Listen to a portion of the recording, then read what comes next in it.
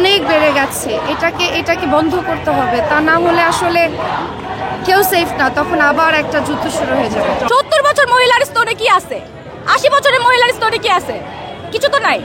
তাদের তো হাত দেওয়া হচ্ছে, কেন হচ্ছে? ছেলেরাও কিন্তু কম ভিকটিম না, অনেক ছেলে অনেক ছোটবেলা থেকে অনেক ভিকটিমাইজ হয়েছে, এটা আমরা সবাই জানি। এবং তারা বলতেও পারে না।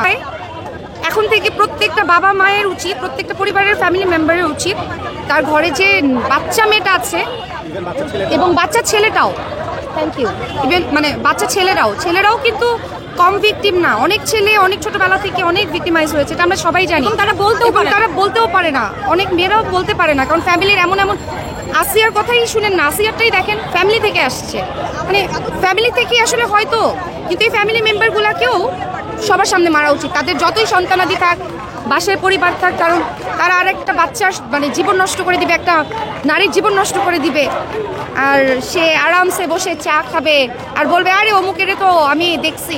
এইটা আপনারা হইতে দিয়ে না, ইটস অ্যান রিকোয়েস্ট আপনাদের কাছে, আমার কিছু বলার নাই, আমার জাস্ট একটা কথাই বলা, কেউ নিরাপদ না, নিরাপদ আপনারা আমাদেরকে দিবেন, আপনাদের কারণে আমরা যেন নিরাপত্তা পাই, সেইটা একটু আপনারা দেখবেন। যদি কোনো কিছুতে আগুন লাগে, পরের দিন দেখবেন আরেক জায়গায় আগুন লাগছে, তারপরের দিন দেখবেন আরেক জায়গায় আগুন লাগছে, মানে ওই জিনিসটা এক সপ্তাহ ধরে চলতে হবে। বাংলাদেশে কোনো না কোনো একটা টপিক থাকতে হবে, হ্যাঁ, টপিক না থাকলে কারো কোনো ভালো লাগে না। তো আমার কথাটা হয়েছে যে আপনি যদি এই টপিকের আশায়, আমরা যদি এই টপিকের আশায় বসে থাকি তাহলে হবে না, আমাদের নিজেদের সচেতন হতে হবে, আমাদের নিজেদের জায়গা থেকে নিজেদের স্ট্রং হতে হবে। হ্যাঁ, এরকম আসিয়াকে আমরা দেখছি, এরকম অনেক আসিয়া আছে যাদেরকে আমরা দেখিও নাই, যাদের নামও আমরা জানি না, তাদের সবকিছু মুখ বুঝে সহ্য করতে হয়। তো এই সহ্য করাটা না আমরা বন্ধ করি, এবার একটু সাহস করে বলতে শিখি। রেপ অনেক বেড়ে গেছে, এটাকে বন্ধ করতে হবে, তা না হলে আসলে কেউ সেফ না, তখন আবার একটা যুদ্ধ শুরু হয়ে যাবে।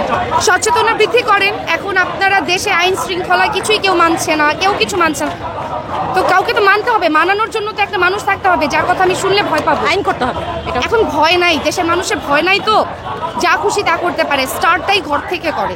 এখন আপনি বলেন তাদের পোশাক নিয়ে আপনি কি বলবেন? কি বলার আছে আপনি বলেন, আপনারা যারা বারবার পোশাক নিয়ে জিজ্ঞেস করেন, তাদের কি বলার আছে? একজন 80 বছর মহিলা বা ধরেন একজন 70 বছরের মহিলার পোশাক নিয়ে আপনি কি বলবেন? তার স্তনে কি হাত দেওয়া হচ্ছে না? 70 বছর মহিলার স্তনে কি আছে? 80 বছরের মহিলার স্তনে কি আছে? কিছু তো নাই। তাদের তো হাত দেওয়া হচ্ছে, কেন হচ্ছে? আমাদের মস্তিষ্ক তো বিকৃতি হয়ে গেছে, হ্যাঁ, এই জন্য আমরা আমাদের মস্তিষ্ককে ঠিক করতে পারতেছি না। এই সরকার সিস্টেম কাউকে কোনো দায়ভার আমরা দিব না, দায়ভার হচ্ছে আমাদের নিজেদের।